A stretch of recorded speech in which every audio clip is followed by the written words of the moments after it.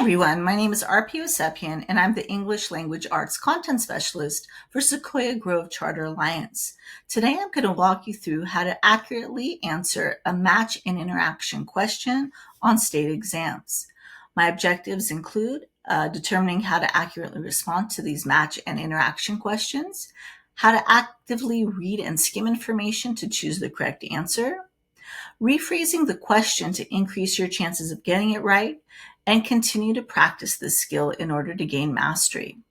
Now, if you're anything like me, you're wondering, what are these match and interaction questions anyway? Well, they're used to help evaluate student comprehension on a series of articles on the same topic. Now, you're going to encounter questions like this, especially when you enter into college, when professors might ask you to do a literature review, which is basically taking the same information and putting it in a different format. And again, this addresses the state standards related to that ability to cite information and use it effectively in your research. Now, this is the example I'm talking about in college, where you have a series of articles on the same topic. This one's Women in World War II. On the right-hand side are the sources, including the last name of the authors. And then the claims are on the left side. That means the thesis or the main argument that the writer had on that topic. And in college, what you'll do is you'll kind of do the reverse of what this test is asking. You're going to find the evidence and then write about it later. Here on the test, what you're going to do instead, someone has already done that for you. They've taken the claims, right, on the left side, and on the right side, they have the sources. And they usually list them by source number 1, 2, 3, and I've seen it go up to 4 where they're on the same topic. As you can see by that big red circle and my note on the bottom, some of the sources that you're going to be reading through on this exam will have more than one box selected. So what does that mean?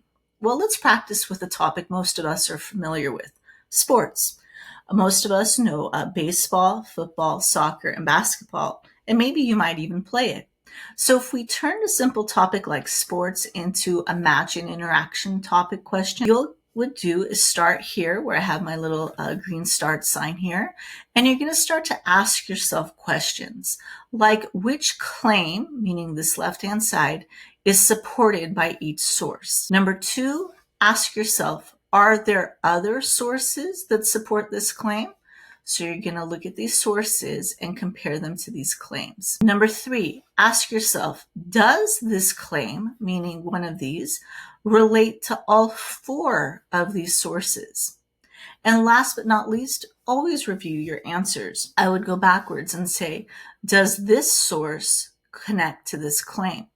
So if you think about your experience with sports, let's try the first one together. Typically played outdoors in professional settings. So the choices are basketball, baseball, soccer, and football. I can almost hear you guys saying this through the internet here. Baseball, soccer, and football are all played outdoors in professional settings, but most of the time basketball is played indoors in professional settings. Again, there might be the exception, but most of the times it's at some type of stadium that's indoors for the basketball, but baseball, soccer, and football are generally played outdoors. Let's try claim number 3. This one is the one that I think all of you will know, as you'll see where I'm going with it. Element of competition.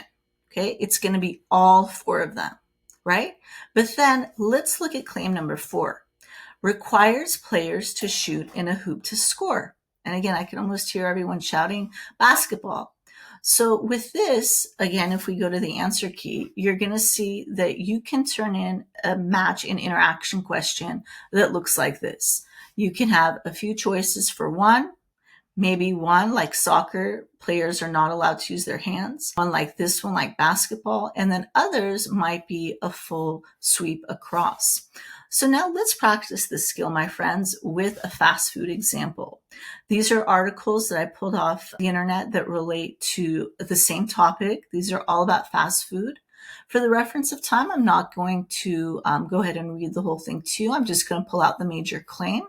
It says the food industry, particularly fast food companies, have contributed significantly to America's obesity problem by promoting larger portion sizes, which have changed consumption norms and resulted in many Americans gaining weight.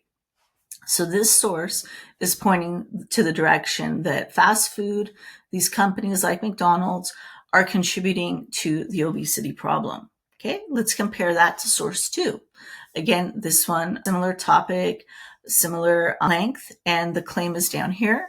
McDonald's and other major food companies are aggressively targeting children through extensive marketing and brand extension across various media platforms, which is contributing to unhealthy eating habits and increasing rates of obesity among children. Now, again, similar topic, reinforcing that McDonald's and other companies are targeting children, and that's contributing to obesity. Let's try source 3. The primary responsibility of addressing childhood obesity lies with parents who must teach their children healthy eating habits and exercise habits rather than blaming government, fast food companies, or video game manufacturers. Now, hold on. This is the same topic, but the claim is much different. Do you see it? In this one, they're basically saying it's the parent's fault, that it's the parent that has the responsibility, that they need to teach their kids, and we shouldn't be blaming these companies or government. Again, same topic, different claim. Let's try the fourth one. While personal responsibility is significant, the lack of healthy and affordable food options contributes to childhood obesity, putting vulnerable populations at risk and leading to broader societal health issues such as the rise in type 2 diabetes, which escalates healthcare costs. Now, again, let's go back to what we know. Same structure, same questions, but again, different topic. So let me give you a minute to look at the claims and sources. Again, feel free to pause this video at any time to go back and reread. The first one's going to say the fast food industry's practices contribute to rising obesity rates by promoting unhealthy eating habits. Number 2, individuals are primarily responsible for addressing obesity through their food choices. Third, parents must take responsibility in teaching and guiding healthy eating habits to combat obesity.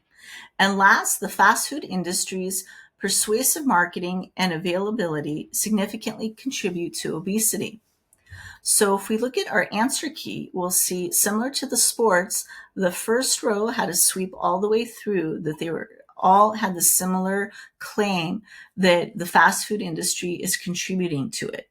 Now, what's tricky is some students like to argue, but the fourth one was all about primary responsibility, and the third one was all about parents. That is true. But remember, the claim says the fast food industry's practices. It doesn't say they're the sole cause. It's basically saying the practices that they have is what's contributing to it. So when you read these types of questions on the exam, make sure you go back, use those global tools I've taught you in other videos to zoom in and look at what the claims are actually saying. And if it helps you when you're checking your answer, go back and look at like question number, or this fourth section, the fast food industry's persuasive marketing and availability significantly contribute to obesity. Definitely 2 and 4 say that.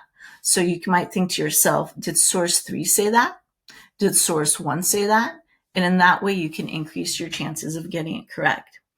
Please note, from the bottom of my heart, I know this is one of the hardest types of questions to answer, but I know all of you are going to do an excellent job. You have amazing parents, teachers, and amazing school team that's helping you through this journey.